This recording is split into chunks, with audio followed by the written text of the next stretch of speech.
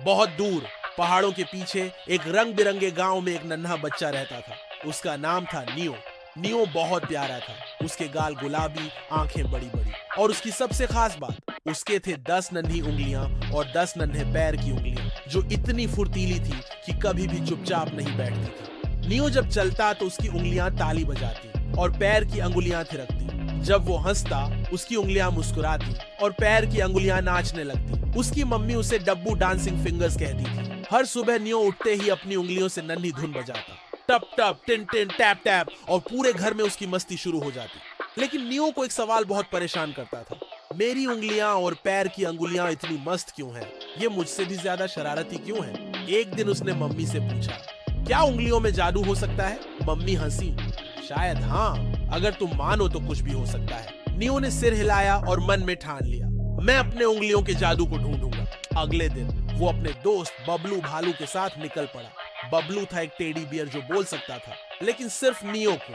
Bablu, neo बोला, चलो जादुई उंगलियों का राज खोजते हैं। बबलू बोला, तब तो हमें जाना होगा उंगलियों की रानी के पास, जो रहती हैं झुनझुनी घाटी में। नियो चौंका, झुनझुनी घाटी? वहां कैसे जाएं? बबलू ने अपनी नाक पर चुटकी बजाई और एक नीली बादल गाड़ी प्रकट हो गई। चढ़ो, बबलू बोला। नियो फौरन बैठा और उनकी जादुई सवारी शुरू हुई। बादल की गाड़ी हवा में तैरती रही। नीचे थे गुलाबी पहाड़, इंद्रधनुष के पुल और चमचमाती नदियां। जब वो झुनझुनी घाटी पहुंचे तो वहां हर तरफ घंटियों की आवाजें आ रही थी, टन टन टिंग टिंग डिंग डिंग। नियो ने देखा, घाटी के फूल भी झूमते थे, पत्तियां भी ताली बजाती थी, और सभी के पास 10 उंगलियां और 10 पैर की उंगलियां थी जो अलग अलग जादू कर सकती थी। किसी की उंगलियां चित्र बना सकती थी, किसी की कविता लिख सकती थी, किसी की उंगलियां तो हवा में झील बना देती थी। और फिर आई रानी टप टप। उसने सिर पर चमचमाता मुकुट पहन रखा था और उसकी उंगलियां चांदी से बनी लगती थी। तुम कौन हो नन्हे कलाकार? उसने पूछा। नियो बोला, मैं नियो हूँ। मैं जानना चाहता हूँ कि मेरी उंगलियां इतनी शरारती क्यों हैं। क्या इनमें जादू है?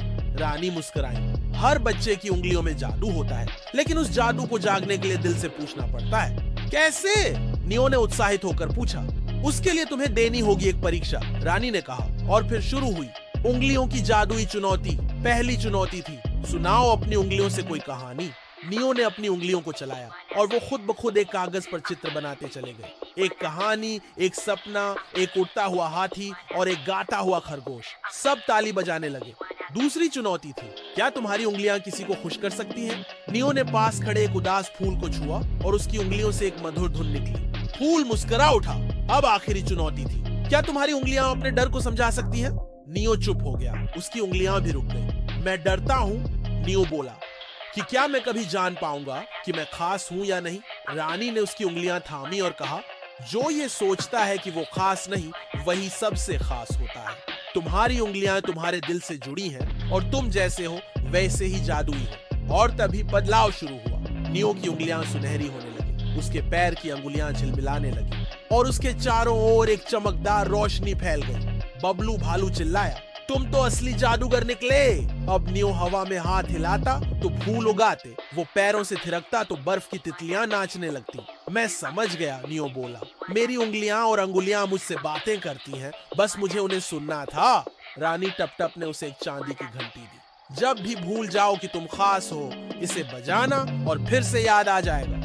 अब नियो और बबलू गाड़ी में चढ़े और घर लौट आए। अगली सुबह जब मम्मी ने पूछा, उंगलियों वाला जादू मिला? नियो ने हंसते हुए अपनी उंगलियां हिलाईं और सामने तैरता हुआ आ गया एक गुलाबी दिल का बुलबुला। मम्मी मुस्कुराई, अब समझ आई बात।